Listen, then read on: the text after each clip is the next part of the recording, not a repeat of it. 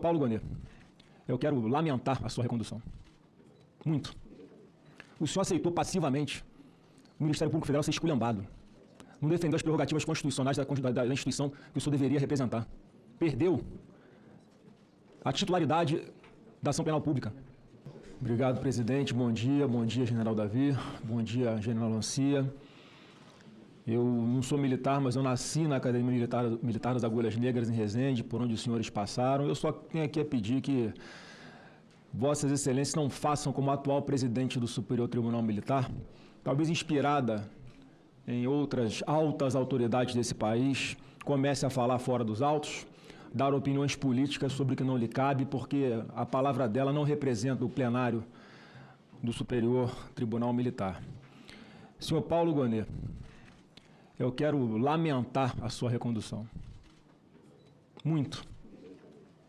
O senhor aceitou passivamente o Ministério Público Federal ser esculhambado. Não defendeu as prerrogativas constitucionais da instituição que o senhor deveria representar. Perdeu a titularidade da ação penal pública. Foi ignorado em vários momentos pelo ministro Alexandre de Moraes, que sequer consultava o Ministério Público Federal para tomar alguma iniciativa. Aí depois dava aquela vaselinada, mandava lá para o senhor opinar. A prerrogativa de proteção das garantias constitucionais, individuais e da sua própria instituição não existem mais no Brasil. Não é o Ministério Público que decide, mas é o senhor que instrui, ou deveria instruir o processo, porque nem isso está fazendo mais. Quem faz é o ministro Alexandre de Moraes em vários processos. Eu acho que, eu digo isso com tristeza no coração, os membros do Ministério Público Federal devem ter vergonha do senhor hoje, muita vergonha. Eu falei para Vossa Excelência no meu gabinete, por ocasião da outra sabatina, que Deus estava lhe dando uma oportunidade do senhor desfazer todas as injustiças que o senhor fez enquanto estava lá no TSE, representando o Ministério Público Federal. O senhor fez ao contrário. O senhor perseguiu. O senhor entrou num jogo sujo de uma pessoa que, para mim, é doente. Mas o senhor está lá. Parece cumprindo ordens dele. Eu quero dar só um exemplo de como é que o senhor não merecia estar sendo reconduzido. Teve aqui nessa Comissão de Segurança Pública o senhor Eduardo Tagliaferro, fez um monte de denúncia. Uma específica em que ele cita nominalmente o senhor, que foi a seguinte: ele teve uma matéria do Metrópolis no dia 17 de agosto, que vazou uma conversa daquele grupo de empresários que apoiavam o presidente Bolsonaro. Dia 17 de agosto sai a matéria. No dia 23 de agosto, o senhor Alexandre de Moraes executa a sua decisão. Foram mandados de busca e apreensão, bloqueio de contas bancárias, redes sociais, quebra de sigilo bancário, de todos aqueles empresários que estavam participando de uma conversa privada no WhatsApp. Aí teve aquela grande repercussão negativa. E então o ministro Alexandre de Moraes, como havia dado uma decisão apenas com base numa matéria jornalística, ele vai tentar requentar a sua própria decisão.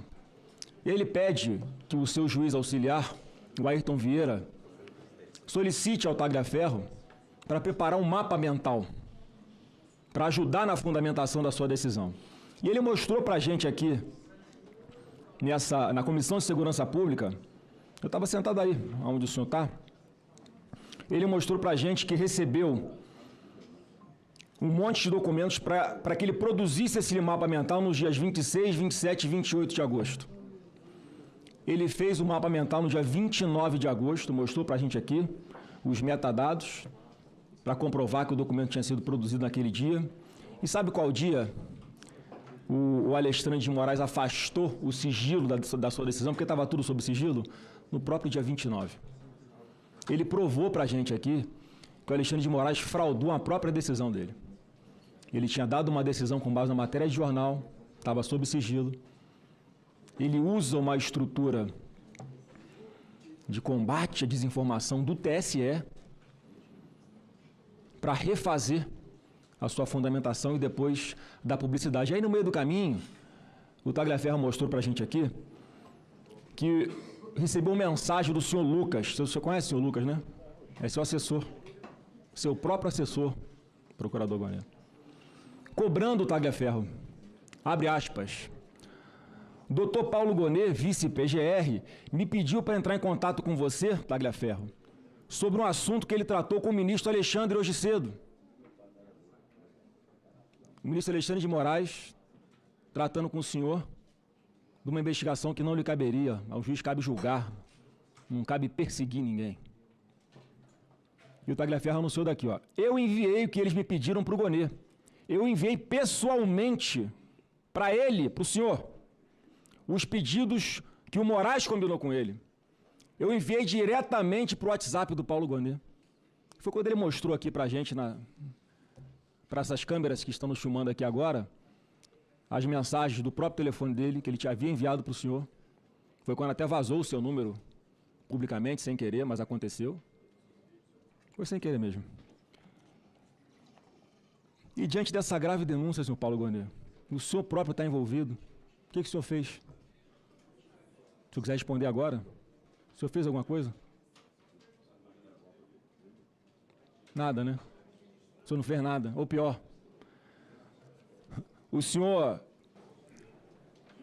começou a investigar o próprio Tagliaferro. O senhor denunciou o Tagliaferro depois do que ele denunciou aqui.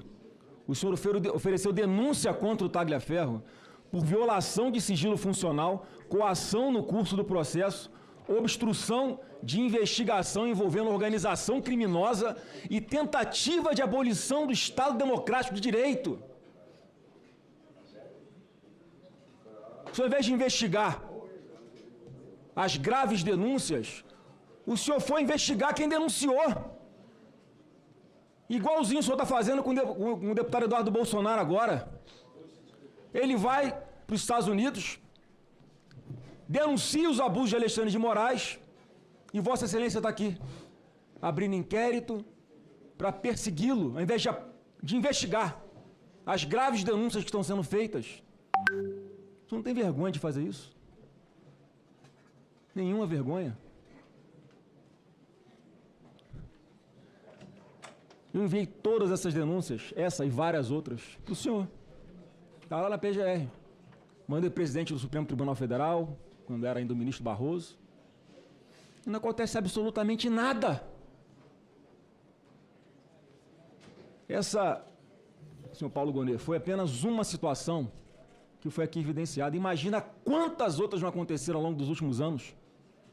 Esse conluio, esse jogo combinado, essa manipulação, essa farsa. E o senhor participando de tudo isso?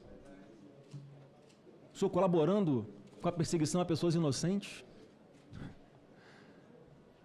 O senhor não sente mal de fazer isso, não? O senhor consegue chegar em casa e olhar nos olhos da sua esposa e ficar com a consciência tranquila?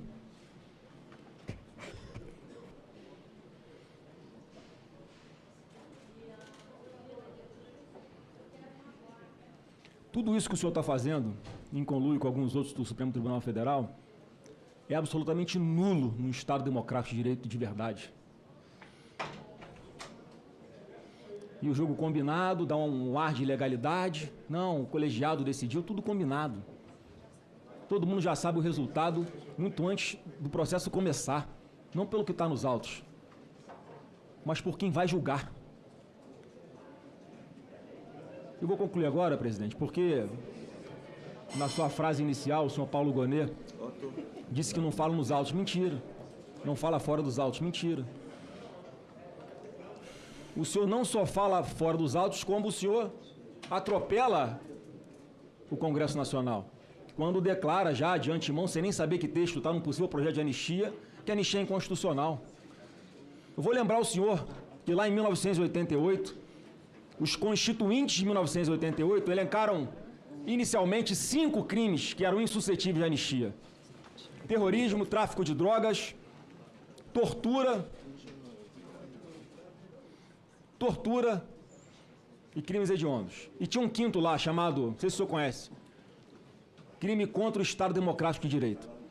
O então deputado Caó faz uma emenda supressiva para retirar o Estado Democrático de Direito, para ficar claro que esse é um crime que podia ser, sim, passível de ser anistiado. Sabe quem votou a favor desse destaque aqui, senhor presidente Otto? Para que fosse revogado isso e nós tivéssemos hoje esse texto na Constituição em vigor, com apenas os 4 tipos de penais que não podem receber anistia. Fernando Henrique Cardoso, Michel Temer, todos esses que hoje arrotam para dizer que essa anistia é inconstitucional, como o senhor fez antecipadamente. Vários outros ícones da esquerda, porque já sabiam que naquela época, Lula também, já naquela época, isso podia ser usado de forma distorcida, como está sendo usado hoje. E eu quero deixar uma pergunta ou reflexão para o senhor para concluir, presidente Otto Alencar. O senhor vai mesmo tirar uma prerrogativa aqui do Congresso Nacional? Eu queria que o senhor anotasse essa pergunta para responder. O senhor vai tirar a prerrogativa do Congresso Nacional para fazer o processo de impeachment contra ministro do Supremo Tribunal Federal? Porque o que está sendo dito já pela imprensa, não sei como é que a imprensa fica sabendo se o senhor não fala, né? Que o senhor vai opinar ao ministro relator no STF para dizer que somente o Procurador-Geral da República pode oferecer o impeachment de ministro do Supremo Tribunal Federal. Queria saber se isso é verdade. E se for verdade, por que o senhor está fazendo isso? Essa é a pergunta que eu tenho para fazer para o senhor, já que as outras do senhor ficou só me olhando aqui, olhou para o lado de vez em quando. Senador Flávio, mas não é hora dele responder, ele vai responder depois. E eu vou concluir, deixando, já que o senhor é uma pessoa religiosa, um versículo de Isaías 55, 7. Abre aspas aqui para esse versículo, para esse ensinamento. Deixe o ímpio o seu caminho, e o homem maligno os seus pensamentos, e converta-se ao Senhor, que se compadecerá dele. Volte-se para o nosso Deus, porque é generoso em perdoar. E eu, sinceramente, eu ainda espero que o senhor se arrependa de tudo que o senhor está fazendo com pessoas inocentes, com milhares de pessoas inocentes. Senador.